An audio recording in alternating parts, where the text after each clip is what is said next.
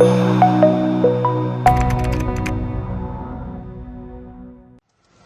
الرجال؟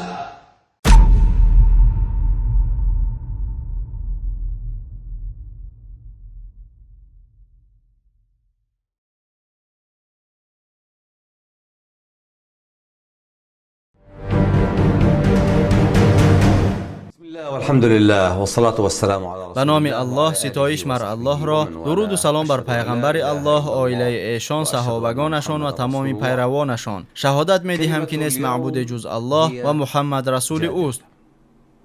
الجدال هو درس امروزه ما به کلمه بحث بخشیده شده است. بحث این محاکمه، مجادله و ردیه یک دلیل با دلیل دیگر است. آن اینچنین مبادله افکار و ایضاح دادن مفهوم درست یا نادرست در این یا آن مسئله بوده، حتی ایضاح مفهوم درست و مفهوم از آن هم درستتر نیز می باشد. بحث قسم جدا نشونده کار دعوت است، زیرا آن مبارزه فکری است که توسطش رسانیدن فکر انجام داده می شود. با یاری بحث فکرها با هم می جنگند و در نتیجه این نبرد افکار با داشتن هدف پیروزی بر فکری غلط حقیقت به دست می آید. بحث آداب و قاعده خود را نیز داراست.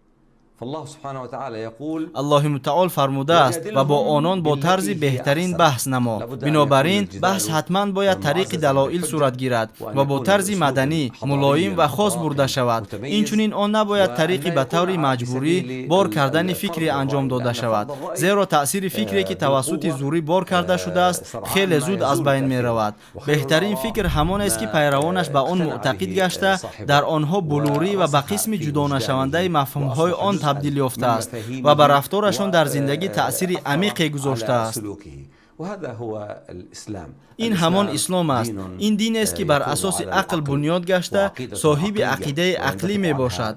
از این عقیده نظام اسلام سرچشمه می گیرد. اگر این عقیده در انسان ریشه راند، در او انقلاب را پیدا می نماید، چنانه که آن در نسل های اول انقلاب را به وجود آورده. آدمان از کفر و شرک رو گردانیدند و به ایمان رو آورده در راه آن قربانی، صرف مال و نمایش دادن قهرمانی را شروع نمودند. مانند این افکار به نسل های من بعد نیز به هر یک انسانی که صاحب آن است تأثیر می کند.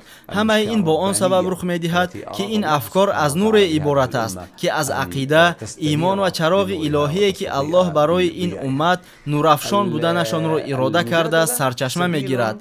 بحث این راه رسانیدن افکار و حقیقت و راه ایضاح آن است. بحث باید به طرز بهترین برده شود و باید مثبت و نتیجه بخش باشد. بحث به خاطر حمایت کردن گمراهان از عذاب برده می شود. الله متعال می فرماید و با آنان با طرز بهترین بحث نما. و این کار طبیعی است، چون که مقصد بحث توسط روشن ساختن ماهیت اسلام و پهناییش سوی اسلام هدایت نمودن است. و فایده کسانی که به خود خیانت می کنند، یعنی به الله عاصی می شوند، جدال نکن. همین طور بحث تو باید تنها به خاطر حقیقت باشد.